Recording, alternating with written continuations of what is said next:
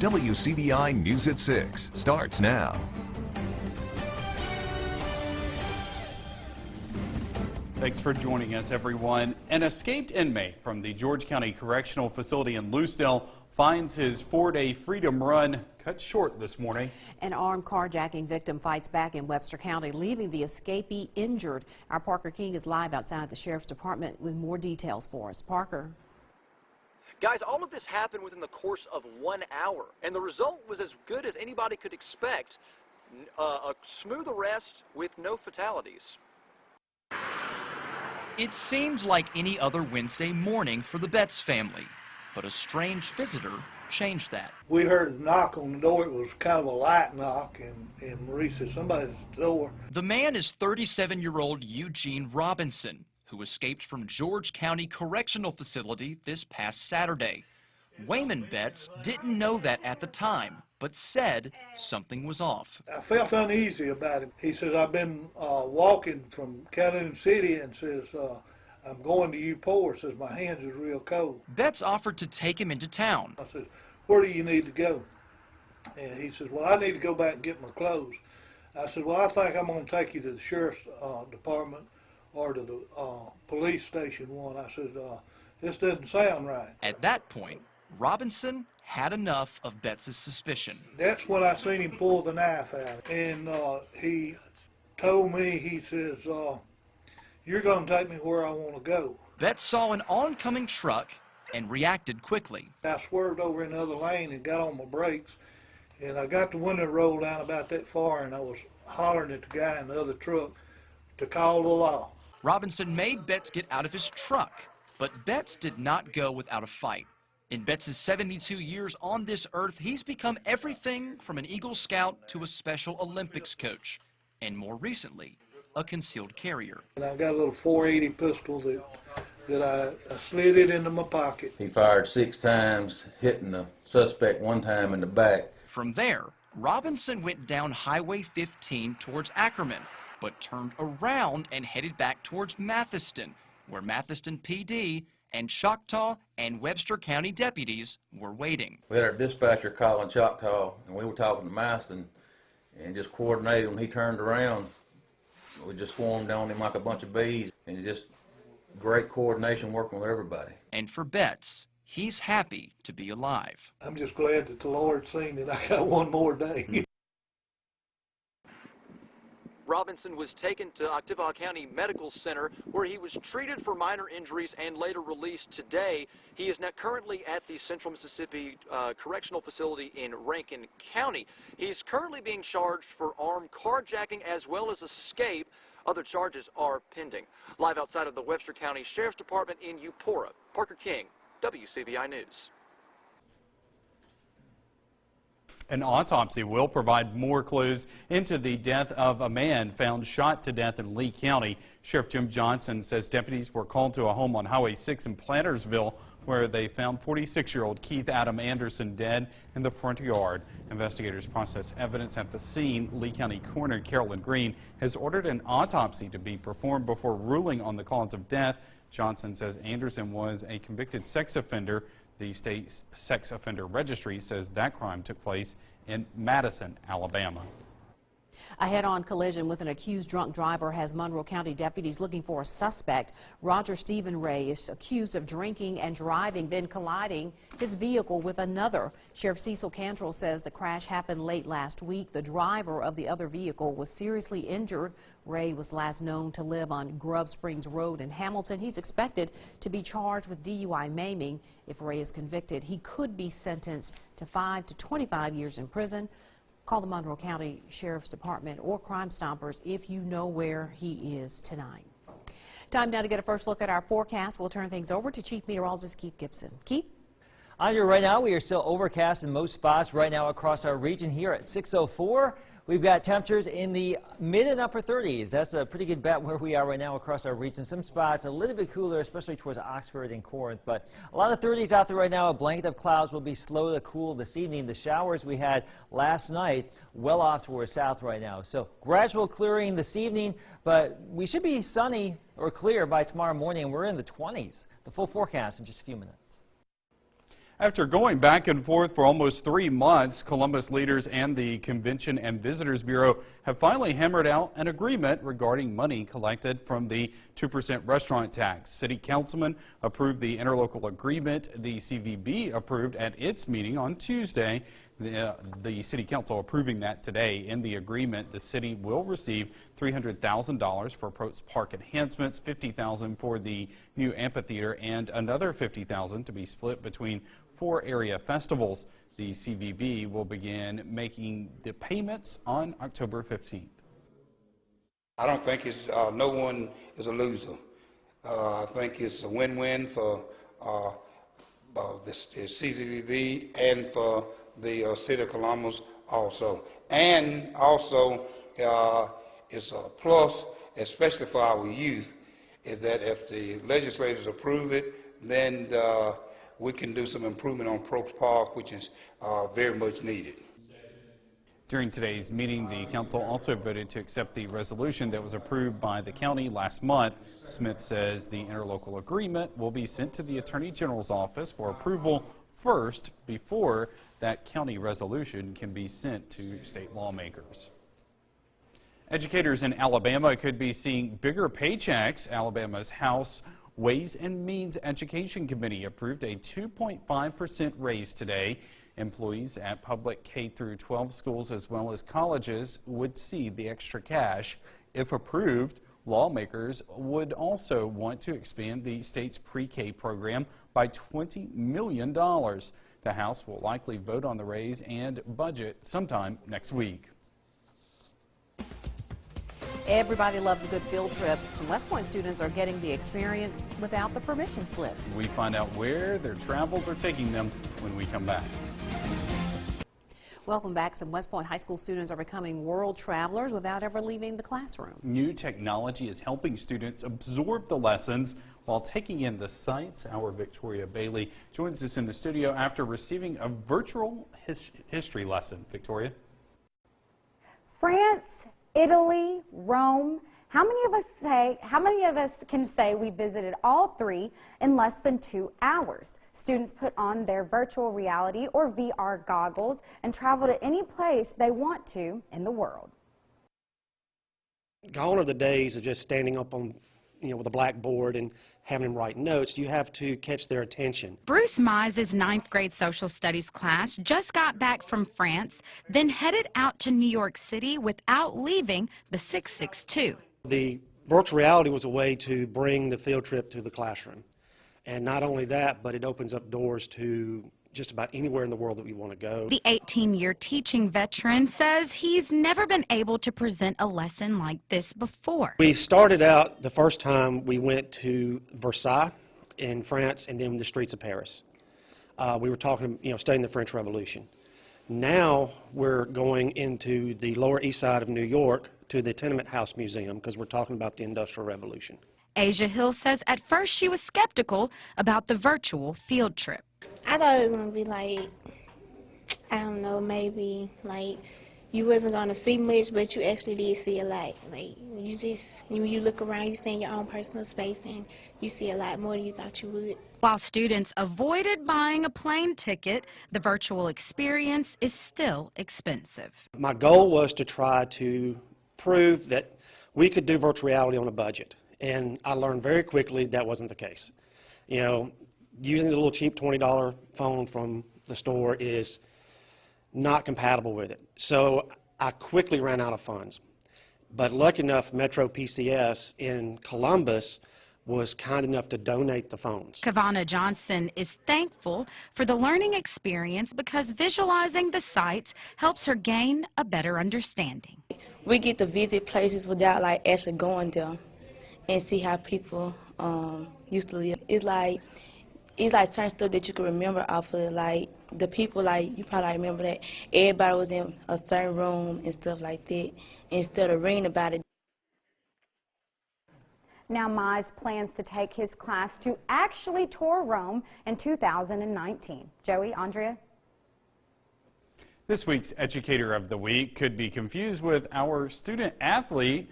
James Lucius teaches 8th grade and algebra at Smithville Junior High School, but when he's not writing out equations, he's drawing up plays. As a coach for the basketball and football teams, Lucius says teaching and coaching are very similar. Both involve practice and teamwork. We can go over practice tests and practice problems all the time, but if you don't take it from here to the test or from practice to the game in basketball, then it's not really doing us any good. If you'd like to nominate a teacher, go to our website, WCBI.com. Brilliant sunshine and blue skies for our Thursday. A cool start, yes, but we will enjoy the 50s with all that sunshine. But the rain chances are not going away, not by any stretch. The full forecast is coming up. WCBI's Educator of the Week is brought to you by Food Giant, where your neighbors are the owners. First Alert Forecast with Chief Meteorologist Keith Gibson. As expected, extensive cloud cover today. Our Alpha Insurance time lapse from Tupelo shows those clouds zipping on through. We got rid of the rain this morning, but it has been cool and overcast all day long. The temperatures right now in the mid to upper 30s around here, low 60s in southeastern Alabama. The heat's gone for today, but we'll moderate a little bit tomorrow. Winds continue from the north at about 10 to 15. Those winds will subside later on this evening and tonight. Clouds will clear out. We're down into the mid to upper 20s, so a chilly start to our Thursday, but as I mentioned, tons of sunshine tomorrow. We were forecasting 1 to 3 inches of rain. With this event, we ended up with about 2 inches in many spots here. Over 2 in Tupelo and Columbus and Grenada, Eupora, Starkville, West Point, you name it. Most spots seeing at least 2 inches, some spots not that much, some spots a little bit more than that. No rain expected tomorrow. A 30% chance for some late day showers on Friday, but a pretty good chance for rain on Saturday and Sunday. We'll dry it out, I think, for Monday briefly, and some more rain possible for the middle of next week. So we've wanted the rain, and here it comes. And this is the last 24 hours. Look at how it just blossomed here across North Mississippi. And the leading edge right there produced some gusty wind. We've seen some damage in our area, especially down towards Winston County. An actual tornado was confirmed west of Meridian in EF1. The National Weather Service office in Jackson confirming that. Some tree damage, some minor structural damage with that storm early this morning. Here's our zone forecast for tomorrow, about 55 degrees in Tupelo, tons of sunshine. Closer to the Golden Triangle area, we're looking at some mid to upper 50s, a little bit warmer south of 82. And for you in West Alabama too, tons of sunshine, no chance of rain. It's looking pretty nice with variable winds at about 3 to 7 miles per hour. So lots of sunshine locally and across the entire region. I'm going to show you a futurecast real quick, and you'll be able to see the moisture, the clouds start to build back in as we get into late Friday, and there's your Saturday right there. It could be a soaker here across the deep south. So we'll just keep you updated. More rain is coming our way, so if you've missed out, we are making things up pretty fast. So there's your 7-day forecast. Take a look at this. Some of those overnight storms brought gusty winds, lightning, and heavy rain. Winston and Atala counties had some reports of damage, and the National Weather Service is surveying areas near Meridian and in central Alabama to see if any tornadoes occurred. Home in Louisville suffered heavy damage when a severe thunderstorm blew a tree through the wall and into a bedroom. All right, coming up, we visit 7 of our area schools on National Signing Day as we showcase the best from Mississippi. That's coming up next in sports. WCBI Sports with Robbie Donahoe is brought to you by your local Ford dealers. Go further. Signing Day 2018 is here. We had that early signing day in December, but the first Wednesday of every February, it's always an annual tradition to have our signing day fun here at WCBI. We started all off at West Point here on our 6 p.m. Sportscast. The Green Wave had 11 signed today, plus early enrollee Marcus Murphy. So that's 12 in their 2018 signing class. Jason Brownlee, Terrence Cherry, Trey Brownlee off to EMCC. You see the twins there, Jameek and Zameek Price going to Holmes. They're going to basic training for a year before they go to Holmes, though. Chris Calvert going to Northwest. There's Jason Brownlee. Rasan Carr, Nate Montgomery, Archie Jones also going to Holmes. Jamel Bank, Cladarius Glover off to Delta. It is a special group that won back-to-back 5A state championship going out on a high note. They've been fun to coach. You know, they're good, high-character young men. They work hard. They all get along. They love each other, and they have a pride for our school. And to have a cohesive group like that, all feel the same way, all pulling in the same direction, you know, that's special to have.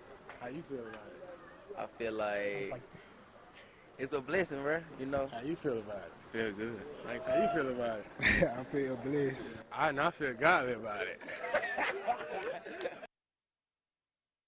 Terrence feeling godly about it. By the way, I went retro with the Mike flag. I don't know if you saw that there. I love it. All right, Starkville signing class. They sign a total. You see 6 right there. Cameron Hines going to Jackson State. D'Angelo Scales to Coahoma. Jalen Ware to Colin. Natron Brooks to Colin. Jordan Boatman to Holmes. And Darius Brooks to Belhaven. You already know about Cam Gardner going to Mississippi State. Now, Cameron Jones had a pretty big signing day today. You're going to have to wait till 6:30 p.m. on our signing day show to find out where he is going. But we talked to Chris Jones about this year's signing class and what it means to him at Starkville High. My goal from day one was to get to the state championship, and we did that. But I think any good program, not only should that be a part of the goal, but a part of it should be getting kids to college. And I'm happy that we did, and we'll finish up with about 8 to sign today and maybe some more later. But it's going to be a great day in Starkville Nation.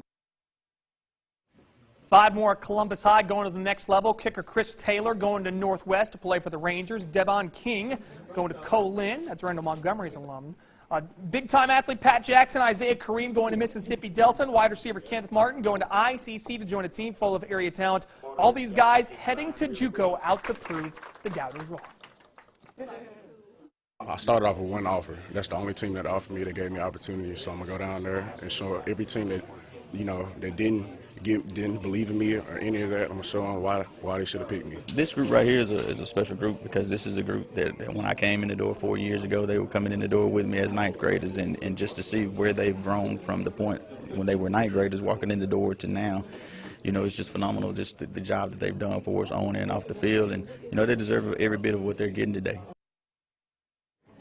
Tupelo had 5 signings today for National Signing Day. Jake Morris heading to Holmes, DJ Rudd to ICC, Kerry McKenzie also going to ICC, so Marcus Evans going to Northeast, you see him right there, and Josh Smith going to EMCC to go kick for the Lions. Pretty special group of Tupelo High players moving on to JUCO.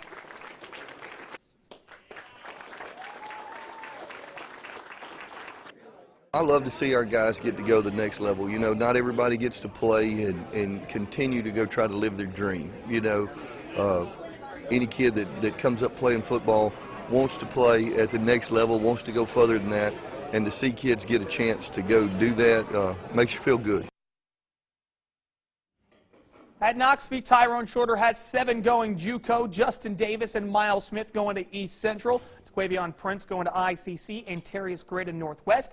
Armani Clark, Terry Joyner going to join forces at Northeast, and Rashad Eads going to join that receiving corps along with Jason Brownlee of West Point at ENCC. This senior class finished out with a state championship at Knoxville, and they've had plenty of success with their time as Tigers.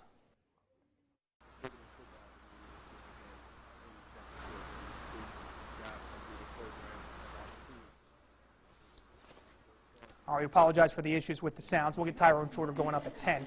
Going to Louisville now. Now, Louisville had a really special signing day ceremony. They not only had Louisville guys there, but Nanawaya guys. We start with the Wildcats. 6 Power Cats signing today. LeWilliam Holmes of Colin, Dalen Gill of Jones, Purvis Frazier of EMCC, Trip Brown of ICC, Jacob Cunningham of also going to ICC, and Lacavius Daniel going to Jones. 6 in all from Louisville, going on to the junior college level. So you see him swapping hats a little bit there because Jacob and Trip both going to ICC. Special group from MC Miller moving on to JUCO.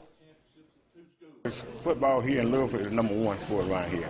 And every time the guys finish and go on further in their education, they going to get a good education. We're going to try to get them in college somewhere.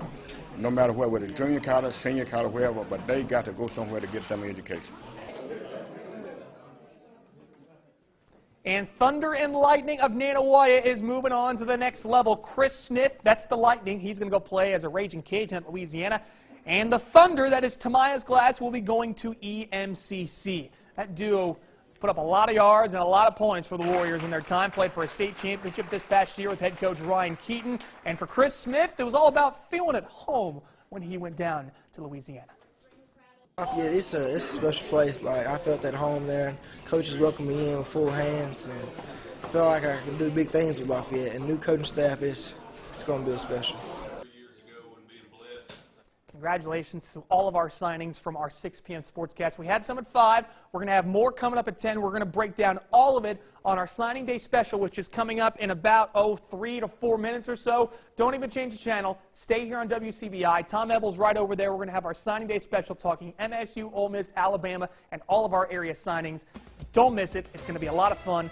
We're going to get a last look at your forecast before that when we come back. The sun returns tomorrow. We're back into the 50s. Shower chances return late Friday, probably Saturday and Sunday, so more wet weather for the upcoming weekend, and those rain chances will continue next week. So we've been wanting the rain, and here it comes. All right, so make sure you stick around. Our big signing show is coming up in just like 8 seconds. Yeah, stay tuned. Thanks so much for joining us, everybody. Have a great night.